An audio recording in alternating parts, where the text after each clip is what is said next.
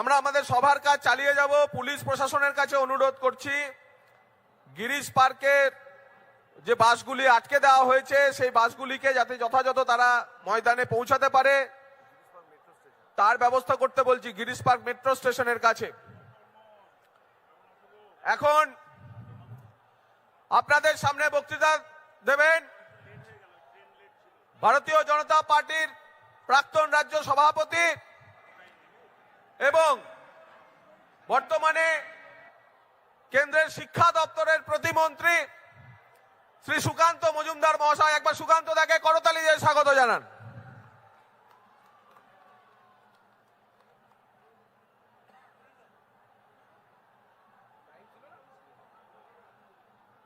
ভারত মাতা কি। পেছন দিকে অনেকে এখনো আওয়াজ পাওয়া যাচ্ছে না, জোরে আমার সাথে বলুন, ভারত মাতা কি। মহান দেশের মহান নেতা নরেন্দ্র মোদী জিন্দাবাদ, নরেন্দ্র মোদী জিন্দাবাদ, নীতিন নবীন জিন্দাবাদ, অমিত শাহ জিন্দাবাদ, ভারত মাতা কি। আর যে নাম শুনলে তৃণমূল কংগ্রেসের বুকের ভিতরটা খালি হয়ে যায়, সেই নাম দুহাত তুলে আমার সাথে বলুন, জয় জয় শ্রীরাম, জয় শ্রীরাম, জয় জয় শ্রীরাম। বন্ধুগণ, আজকের এই ব্রিগেডের মহাসমাবেশে পশ্চিমবঙ্গের বিভিন্ন প্রান্ত থেকে যারা আগত হয়েছেন তাদের সকলকে আমি আমার করজোড়ে কুর্নিশ জানাই। যেহেতু এই প্রখর রোদের মধ্যে আপনারা যে বিপুল সংখ্যায় মাথায় টুপি দিয়ে এবং এই প্রখর রোদের মধ্যে ভারতীয় জনতা পার্টির সভাতে এসেছেন, মোদিজিকে শুনতে এসেছেন, এটা শুধুমাত্র ভারতীয় জনতা পার্টিতে সম্ভব। তৃণমূল কংগ্রেস হলে বিরিয়ানির প্যাকেট দিয়েও এই ভিড় জোগাড় করতে পারবে না, তাদের পক্ষে সম্ভব না। এটা ভারতীয় জনতা পার্টির কার্যকর্তারা করতে পারে। মঞ্চে আমাদের সমস্ত নেতৃত্ব উপস্থিত আছেন। মাননীয় বিরোধী দলনেতা শুভেন্দু অধিকারী থেকে শুরু করে আমাদের দিলীপ দা থেকে শুরু করে মিঠুন দা থেকে শুরু করে তথাগত দা, রাহুল দা, আমাদের সাংসদগণ, রাজ্যের জেনারেল সেক্রেটারিগণ এবং রাজ্যের সম্পাদকগণ, সহসভাপতিগণ, আমাদের মোর্চার সভাপতি, 7 মোর্চার সভাপতি, তারাও এখানে উপস্থিত আছেন। প্রাক্তন মন্ত্রীরা উপস্থিত আছেন, আমাদের রাজ্যসভার সাংসদ তারা উপস্থিত আছেন। আমি সবার নাম ইন্ডিভিজুয়ালি নিচ্ছি না, সবাইকে একবার জোরে হাততালি দিয়ে সমস্ত নেতৃত্বকে বরণ করে নিন, সবাইকে স্বাগত জানান, অভিনন্দন জানান। বন্ধুগণ, আমাদের এই সভা এটি বিশেষ গুরুত্বপূর্ণ সময়ে অনুষ্ঠিত হতে চলেছে। এই সভায় মাননীয় প্রধানমন্ত্রী এসে আমাদেরকে মার্গদর্শন দেবেন যে কিভাবে আগামী দিনে বিকশিত পশ্চিমবঙ্গ তৈরি হবে। তিনি বলবেন মমতার এই অপশাসন কিভাবে দূর হবে। তার আগে মুখ্যমন্ত্রী গোটা কলকাতা জুড়ে গো ব্যাক মোদি পোস্টার লাগিয়েছে। দিদি, যতই পোস্টার লাগান, বাংলার মানুষের মনের ভিতরে লেখা আছে go back Mamata, go back Mamata, go back Mamata. বাংলার মানুষ তার হৃদয়ে লিখে নিয়েছে। আর নরেন্দ্র মোদীর জন্য হৃদয় ভরা ভালোবাসা। বাংলার মানুষ অপেক্ষা করছে নরেন্দ্র মোদীর ডবল ইঞ্জিন সরকার এই পশ্চিমবঙ্গে তৈরি হবে। সেই ডবল ইঞ্জিন সরকার পশ্চিমবঙ্গকে খাত থেকে তুলে আনবে। তাই আমার সাথে একবার বলুন, আমি বলবো পশ্চিমবঙ্গে দরকার, আপনারা বলবেন ডবল ইঞ্জিন সরকার। হবে তো? বলুন, পশ্চিমবঙ্গে দরকার, পশ্চিমবঙ্গে দরকার, পশ্চিমবঙ্গে দরকার। বন্ধুগণ, আমাদের এই সভার কিছুদিন আগে মুখ্যমন্ত্রী ধর্ণা দিচ্ছিলেন। ধর্ণা মঞ্চে পর্দা ছিল, পর্দা উঠলো, মিউজিক হলো, গান বাজনা হলো, নাটকও হলো। কিন্তু আমরা অবাক হয়ে গেলাম যে একসময় বাংলা সিনেমায় রঞ্জিত মল্লিক বড় বড় ডায়লগ মারতেন অঞ্জন চৌধুরীর সিনেমাতে, আর আমাদের মুখ্যমন্ত্রী সেই অঞ্জন চৌধুরীর সিনেমার ডায়লগ মারলেন। বললেন কোন একটি সম্প্রদায়, উনি মুসলিমদেরকে বোঝাতে চেয়েছেন, বলেছেন এক হয়ে যদি যান 1 সেকেন্ডে নাকি সমস্ত হিন্দুদেরকে ধূলিসাৎ করে দেবে, শূন্য করে দেবে। মাননীয় মুখ্যমন্ত্রী, আপনার বক্তব্য আমাকে মনে করিয়ে দিচ্ছিল কয়েক বছর আগে হায়দ্রাবাদের একজন নেতা আছেন আসাদুদ্দিন ওবেসি, তার ভাই, তিনি বলেছিলেন এই দেশে হিন্দুরা 80 কোটি, মুসলমান 20 কোটি, 15 মিনিটের জন্য পুলিশ বন্ধ করে দাও, দেখবো হিন্দুদের কত ক্ষমতা আছে। হুমায়ুন কবির বলেছিল যে 2 ঘন্টা সময় দিলে ভাগীরথীতে নাকি হিন্দুদের গলা কেটে ভাসিয়ে দেবে। আমি জানি না 1946 সালে দাঙ্গার সময় সোহরাবর্দী সাহেব কত সময় দিয়েছিলেন, কিন্তু মুখ্যমন্ত্রী, আপনি সবাইকে পার হয়ে গেলেন। আপনি বললেন 1 সেকেন্ডের মধ্যে নাকি হিন্দুদেরকে আপনি জ্বালিয়ে পুড়িয়ে ছারখার করে দেবে, আপনার দুধেল গায়েরা নাকি শেষ করে দেবে। আমি বলছি মাননীয় মুখ্যমন্ত্রী, 1 সেকেন্ড নয়, এই শক্তির বিরুদ্ধে যারা সাম্প্রদায়িক শক্তি, আপনার মতো মানসিকতার লোক, তাদের বিরুদ্ধে হাজার হাজার বছর ধরে আমরা সংগ্রাম করেছি।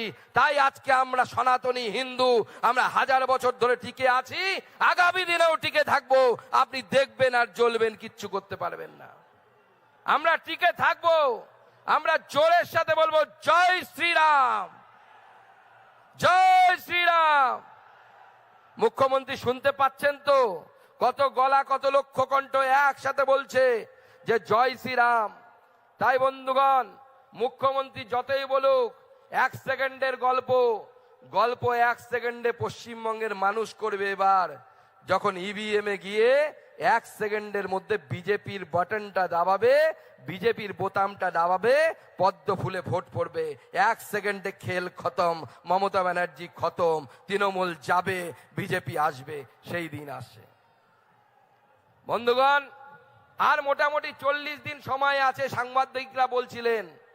তাই এই 40 দিন নিজেরা পরিশ্রম করুন, আমাদের নেতৃত্বদেরকে ডাকুন, আমরা পরিশ্রম করব।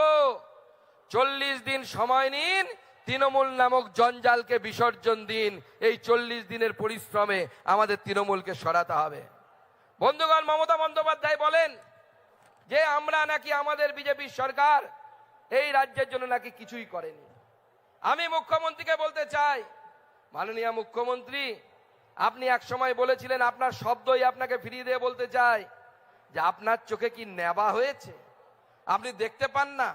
প্রধানমন্ত্রী কৃষক সম্মান নিধিতে 13,000 কোটি টাকার বেশি টাকা 45 লক্ষ কৃষকের অ্যাকাউন্টে আমাদের প্রধানমন্ত্রী নরেন্দ্র মোদী দিয়েছেন, মুখ্যমন্ত্রী দেখতে পাননি।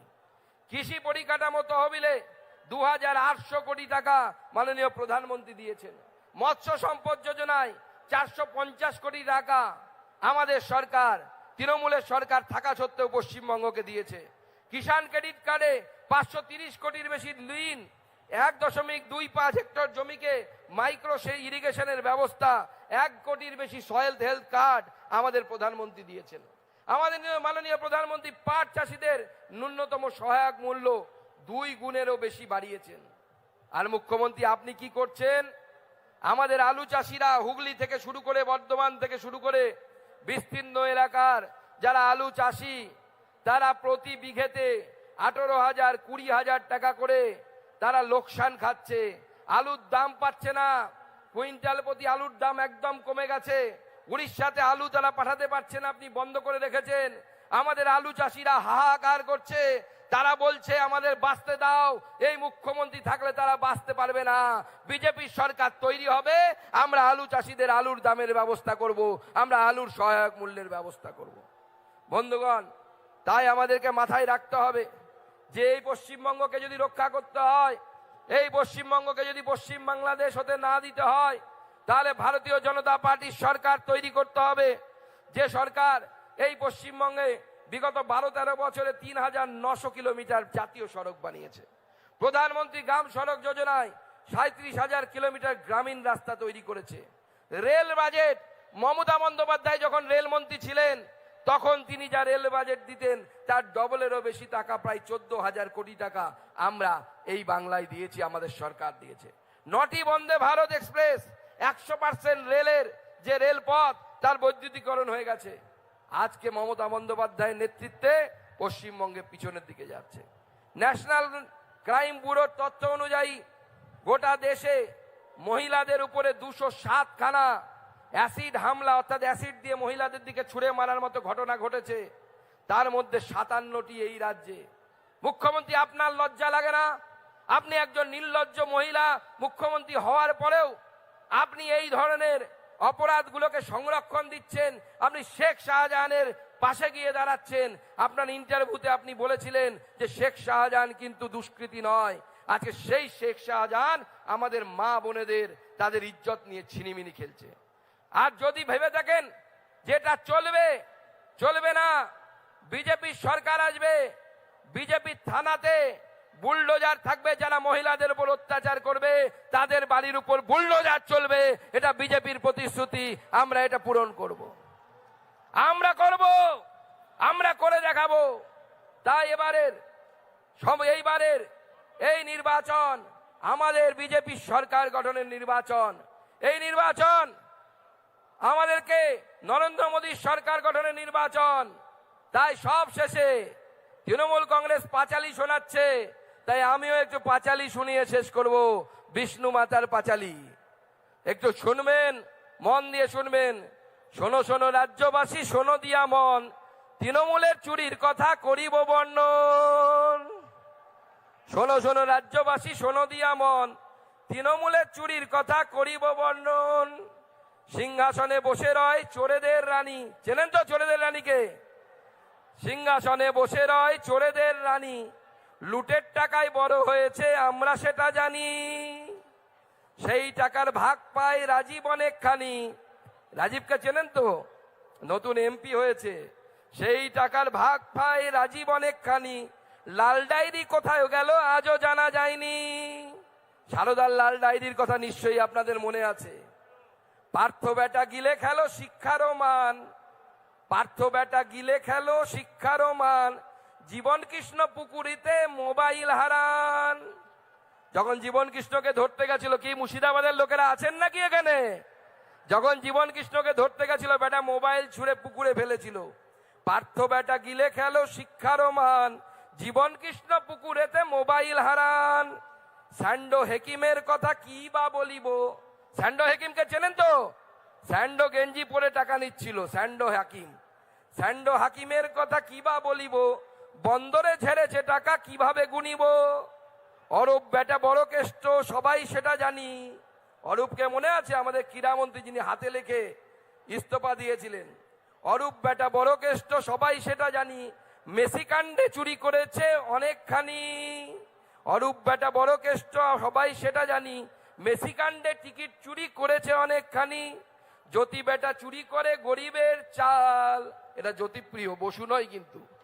জ্যোতি বেটা চুরি করে গরিবের চাল, এই জন্য বাংলার মানুষ ভুগছে চিরকাল। ছোট হতে রাজনীতিতে চোর ভাইপোর নাম, এটা তো সবাই চেনে, চোর ভাইপো। ছোট হতে রাজনীতিতে চোর ভাইপোর নাম, কয়লা বালি খেলেও নাকি বাড়ে তার নাম। চোরেদের কথা তাই শেষ করা দায়, চোরেদের কথা তাই শেষ করা দায়, যত বলি তত যেন বাড়িয়া যায়। সবে মিলে বিষ্ণু মাতার চরণে হরি হরি বলো, সবে মিলে বিষ্ণু মাতার চরণে হরি হরি বলো। আজ আমার পাঁচালি হেতা সাঙ্গ হলো। সবাইকে নমস্কার, সবাই ভালো থাকবেন, অগ্রিম শুভেচ্ছা, ধন্যবাদ।